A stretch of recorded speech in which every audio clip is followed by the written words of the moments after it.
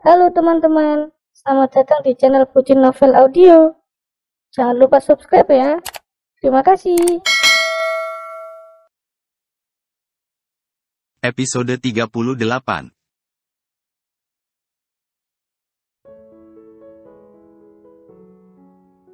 Arum refleks mengerutkan bibir dan juga alisnya. Aku kan memang bukan Raffi Ahmad, Sep. Aku enggak sekaya yang kamu kira. Sekarang pun, aku lagi butuh banyak modal. Makanya kalau kamu mau, nanti aku arahin pinjam ke bank mingguan. Adikku pun pinjam ke bank mingguan buat usaha. Asal niatnya baik dan benar, pasti amanah. Septi mendengkus kesal. Ia memalingkan wajahnya dari kebersamaan Arum dan Kalandra. Apalagi jujur saja, melihat Arum yang sampai memakai perhiasan lengkap layaknya toko perhiasan, sangat membuatnya iri.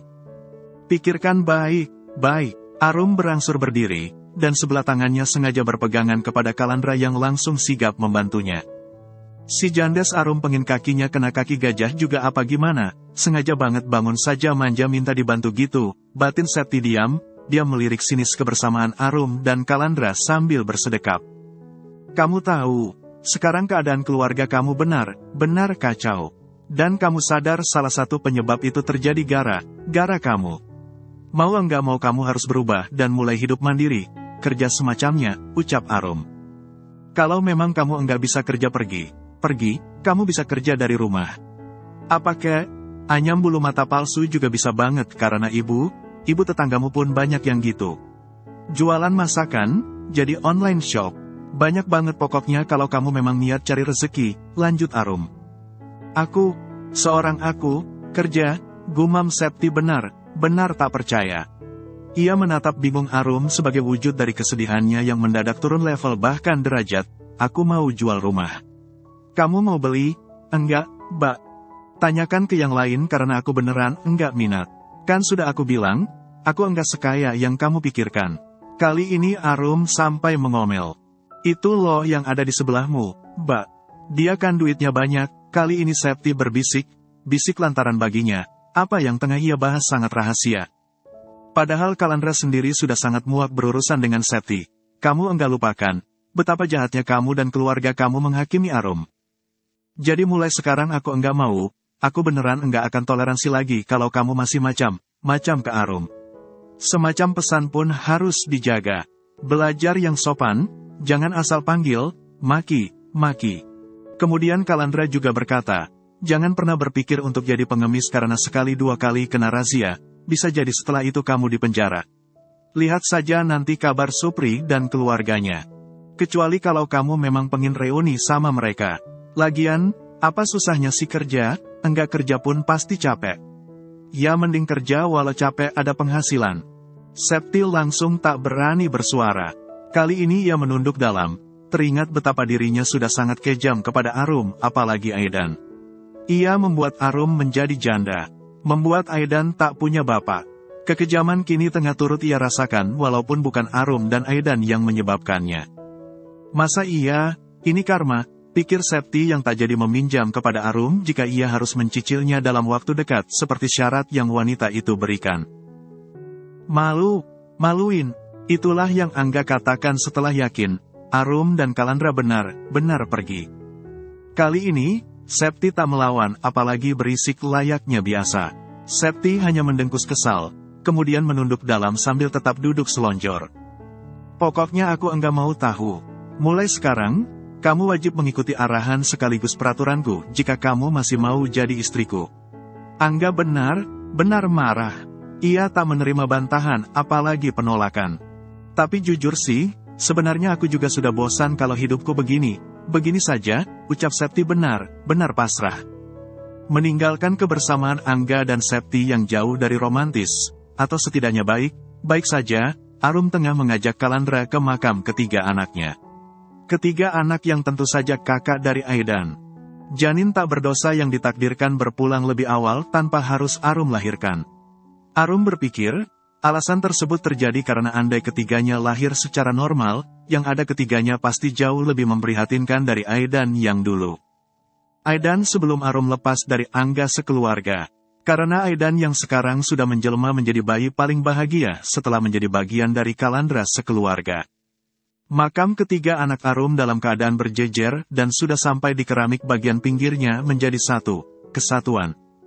Di titik sekarang, Arum masih menjadi Arum yang tegar walau jujur saja, dihadapkan pada tiga makam mungil dan ketiganya merupakan peristirahatan terakhir anaknya, membuat hati Arum teriris sakit. Apalagi kini Arum ingat, dulu Ibu Sumini dan Anggun menentang keras mengadakan pemakaman layak untuk anak Arum hanya karena faktor biaya. Karena walau Arum memakai uang hasil warung makan untuk mengurus, bagi Ibu Sumini apalagi Anggun, uang tersebut lebih baik untuk makan mereka. Untuk menghidupi anak Anggun yang banyak. Pantas Mbak Anggun sekeluarga susahnya luar biasa. Wong dulu mereka sejahat itu. Ditambah mereka yang malasnya ngaret bahkan diformalin makanya seawet itu, batin Arum. Setelah dari makam, Arum dan Kalandra langsung mampir ke peternakan milik orang tua Kalandra. Lokasinya ada di tengah hamparan sawah demi menjaga kedamaian warga sekitar karena biar bagaimanapun, aroma tak sedap tetap tercium jika dari jarak dekat. Kebersihan di sana sangat terjaga, terlepas dari pekerja di sana yang tampak bersemangat sekaligus kompak. Ini kenapa kalian bisa sekompak dan sesemangat ini, Masnya, Kalandra sengaja menggoda 6 pria di sana. Keenamnya sedang kompak datang tak sampai berbagi jatah jam kerja karena kini memang sedang panen. Oh iya, ini akhir bulan menuju gajian, ya. Ditambah lagi panen, pasti sebentar lagi dompet kalian serempak obesitas, lanjut Kalandra yang kompak tertawa bersama keenamnya. Arum yang cenderung diam refleks mesem sambil menggeleng tak habis pikir. Wanita itu memilih meletakkan kedua kantong yang dibawa, di meja yang sudah dihiasi 6 gelas kopi hitam dan beberapa bungkus rokok. Kedua kantong tersebut berisi nasi padang dan juga buah jeruk yang sengaja Kalandra beli di perjalanan tadi. Mas, panen besar gini, biasanya dipasarkan kemana? Tanya Arum lirih setelah berada di sebelah Kalandra. Keenam pria tadi sudah langsung Kalandra minta makan, selagi nasi padangnya masih hangat dan tentunya lebih enak. Bentar lagi ada saja yang datang, yang sebelum panen kan sudah kabar lewat Wa sama Fabe. Bentar deh. Kita lihat juga, Aidan masih aman, kan? Balas Kalandra sambil bersedekap.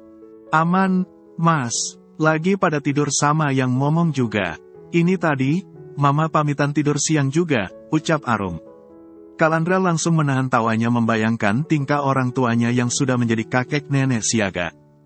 Sekitar 1 jam kemudian, orang sungguh berdatangan. Sebagian ada yang menunggu di gudang depan, tapi tak jarang ada yang langsung ke kandang. Kalandra sampai ikut membawa 2 keranjang anyaman berisi ayam, sedangkan Arum hanya ditugasi untuk mengamati di belakang Kalandra. Masih, itu para bebek masih di bawah umur, loh. Jangan dipanen dulu, nanti kita kena pasal perlindungan anak. Arum heboh ketika bebek di belakang gudang, sibuk disortir. Ah, kamu, yang, kirain apa? Aku beneran shock efek enggak dengar bebek. Kirain apa tadi yang di bawah umur? Kalandra mengakhiri keluhannya dengan tertawa. Oh, bentar deh, itu belum mau dipanen, itu mau dilepas, mau diangon, lanjut Arum takjub bahkan kegirangan. Tadi kalau Aidan dibawa pasti heboh dia.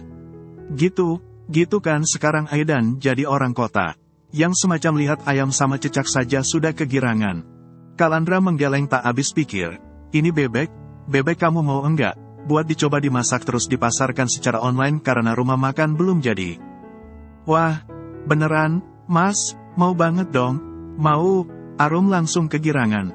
Merintis bisnis online, siapa takut? Oke, nanti urusan pemasaran, aku sama mama papa pasti bantu. Makanya aku kan bilang, ayo bahagia sekaligus kaya bersama, sergah Kalandra yang kemudian tertawa.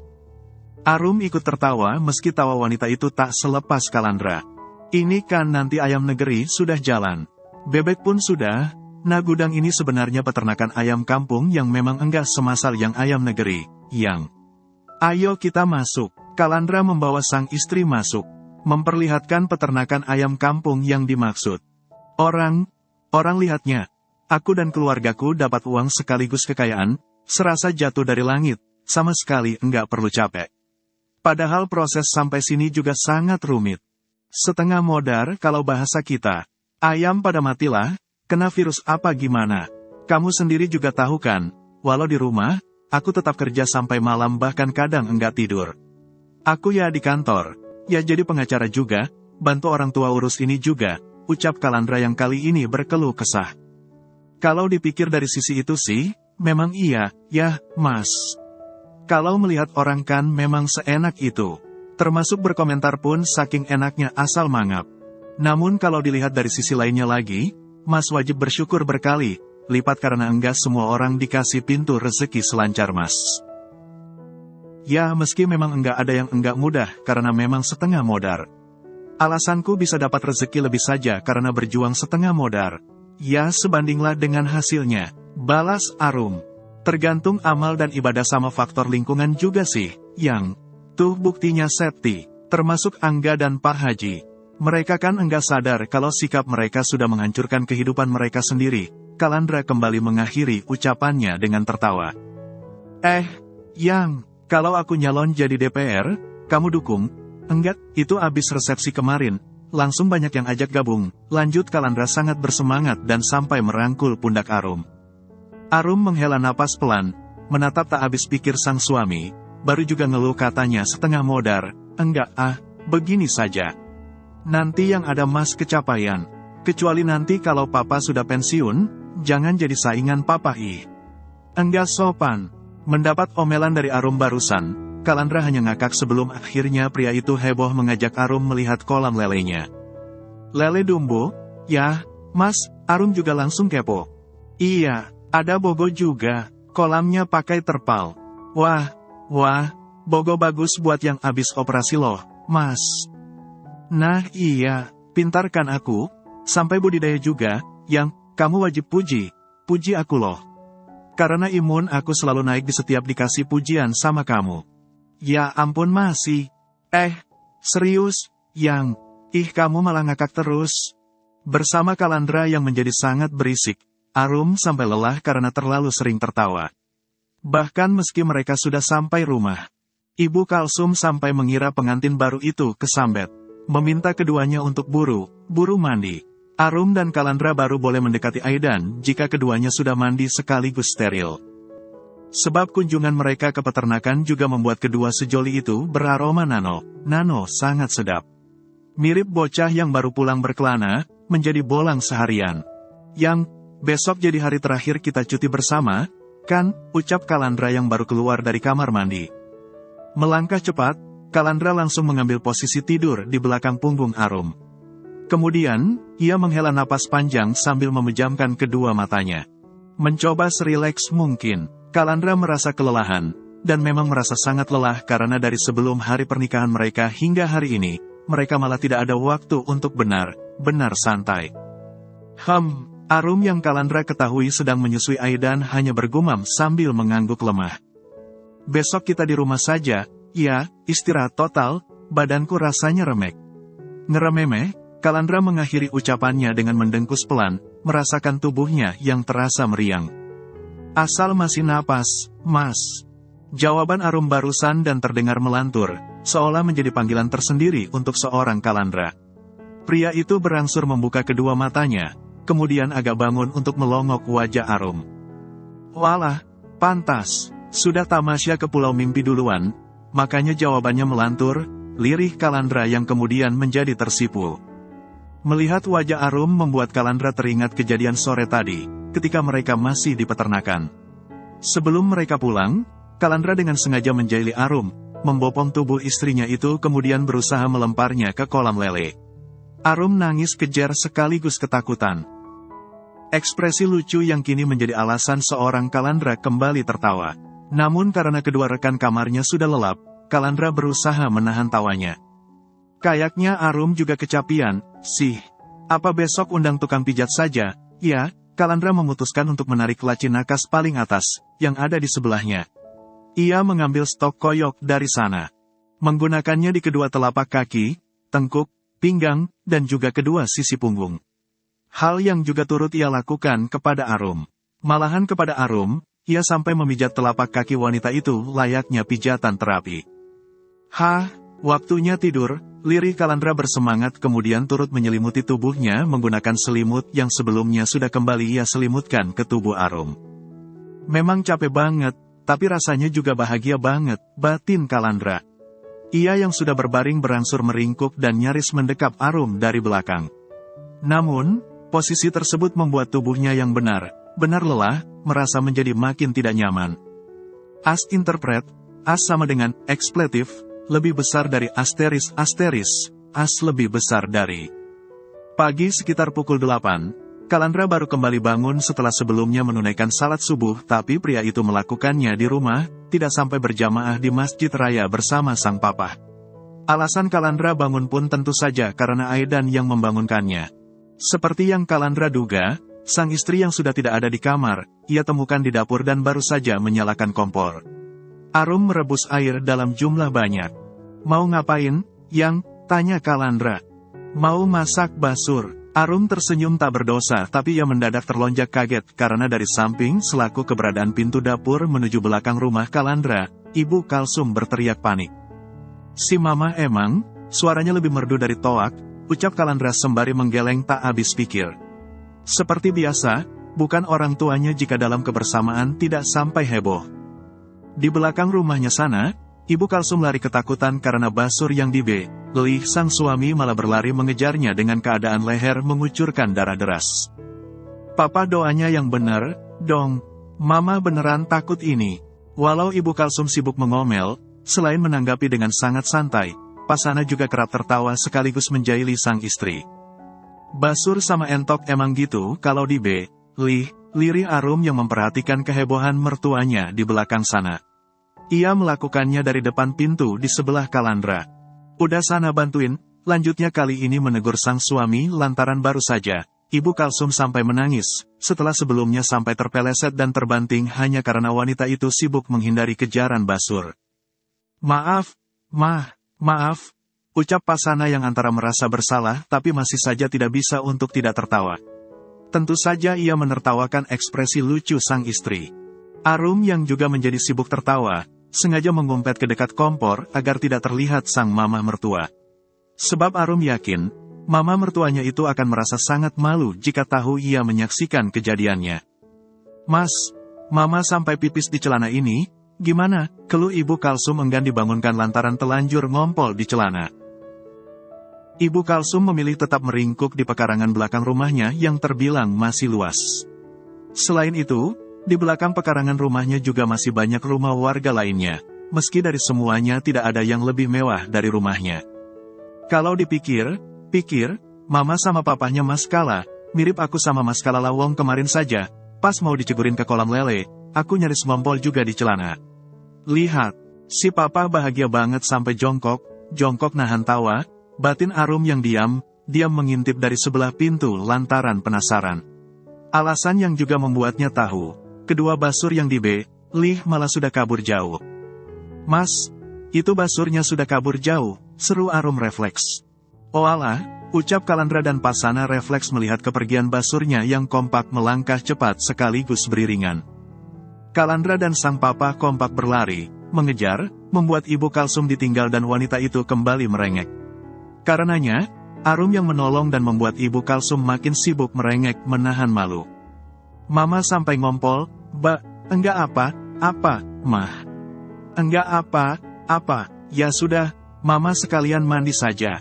Nanti basurnya biar aku yang masak, apalagi ada bibi yang bantu. Arum terus berusaha menenangkan mama mertuanya. Ya sudah, sini Aidannya sekalian mandi sama mama. Tapi kamu tolong siapin air hangat buat Aidan dulu, ya. Ibu Kalsum yang berangsur lebih tenang, mengambil alih Aidan yang juga langsung mau dengannya. Santai hari ini benar terrealisasi. Walau tentu saja, di beberapa kesempatan Kalandra akan sibuk mengurus pekerjaan lewat ponsel maupun laptop.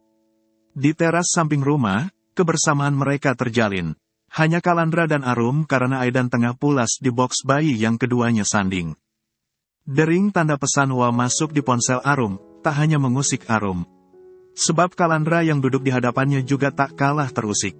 Apalagi, pesan Wa yang masuk terus berlanjut.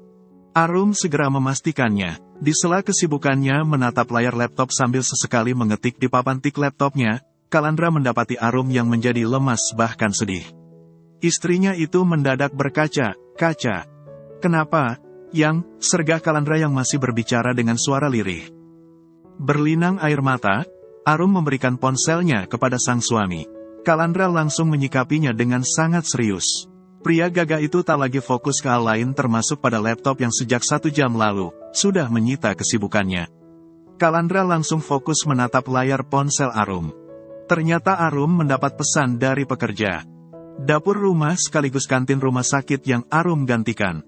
Pekerja tersebut sedang membutuhkan pekerjaan sekaligus biaya cukup besar. Karenanya, pekerja tersebut dan bernama Ibu Yuli, sengaja izin ke Arum. Ibu Yuli ingin kembali mengambil alih pekerjaan yang sudah Arum ambil alih beberapa bulan terakhir. Alhamdulillah, Kalandra benar bersyukur. Ia langsung kegirangan menyalami Arum. Selamat, ya, yang ucap Kalandra. Loh, Mas, ini ibarat di pekerjaan resmi, aku ini di PHK, loh, protes Arum. Kalandra menertawakan tanggapan Arum, bukan perkara itu. Namun setidaknya, selamat karena dengan kata lain, kamu akan jadi orang yang bisa agak santai. Mas Kalai, aku beneran sedih karena jadi enggak punya pekerjaan tetap. Mas malah, Arum menjadi sewot. Sudah, enggak usah sedih. Nanti aku traktir bakso di sebelah perempatan lampu merah. Asli bakso di sana enak banget, Yang. Kamu harus coba, biar nanti sekalian kita rayain. Hari Dwi Arum Safitri akan menjadi orang santai. Kalandra sengaja meledek istrinya, terlepas dari ia yang tak kuasa mengendalikan tawa girangnya. Hari PHK, kok sampai dirayain ya Allah Mas Bojo? Terus, orang santai apa? Pengangguran sukses? Iya, sewot Arum masih menangis. Baru Arum sadari, bersama Kalandra dirinya menjadi sangat manja. Layaknya sekarang, ia sampai merengek. 1 minggu lagi, kita kan mulai buka orderan bebek, ayam, sama ikan itu loh, Yang. Ya sudah, seminggu ini istirahat total dulu, yakin Kalandra. Oh, 1 minggu lagi beneran dimulai, Mas, balas Arum langsung bersemangat. Ya sengaja aku adain dadakan. Karena aku tahu, istriku paling enggak bisa diam. Kamu itu tipikal yang bisa sakit atau malah stres kalau enggak punya kesibukan, apalagi kesibukan yang menghasilkan uang, kan? Balas Kalandra tak lagi menertawakan Arum. Malahan, ia menatap wanitanya itu penuh cinta. Lihatlah, setelah terlihat tak percaya, Arum langsung tersipu dan juga tersenyum kegirangan. Cantiknya kalau lagi gitu, ucap Kalandra sengaja memuji. Arum langsung kikuk seiring kedua pipinya yang menjadi bersemu. Aku memang secantik ini, Mas, ia sengaja membalas pujian Kalandra. Lihatlah, suaminya itu langsung terbahak, menggunakan tangan kanannya untuk membekap mulut guna meredam tawa. Mas, aku butuh kompor. Paling enggak 2 lagi biar besok masaknya cepat. Iya, aku tahu, daripada segepok berlian, kamu kan lebih bahagia kalau dikasih kompor dan wajan. Ah, kata siapa, Mas, kalau memang dikasih ya aku mau saja. Arum yang nyaris meninggalkan Kalandra, buru balik badan. Kalandra yang sedang mengancing ke meja lengan panjangnya sambil mematut pantulan bayangannya di cermin rias yang ada di kamar, menjadi tercengang. Setelah sempat terdiam dan membuat suasana kamar mereka makin hening, Kalandra yang sudah terlihat sangat segar karena pria itu memang baru beres mandi, berkata, ini tadi aku salah ngomong, ya. Arum yang sudah ada di depan pintu langsung menggeleng, enggak, sih. Kendati demikian, Kalandra tetap merasa dirinya telah salah bicara, apalagi perkara segepok berlian. Kapan, Mas, segepok berliannya, lanjut Arum. Kalandra langsung mesem, ia berangsur menatap Arum, nanti aku kirimi fotonya dulu. Foto, maksudnya, aku milih dulu, gitu, Mas, todong Arum bersemangat. Tapi bukannya menjawab, Kalandra yang tertawa malah menghampirinya, kemudian memeluknya. Fotonya dulu, barangnya nyusul. Bantu doa yang kenceng biar cepat dapat rezeki buat belinya, ucap Kalandra masih mesem. Bersambung dulu ya teman-teman.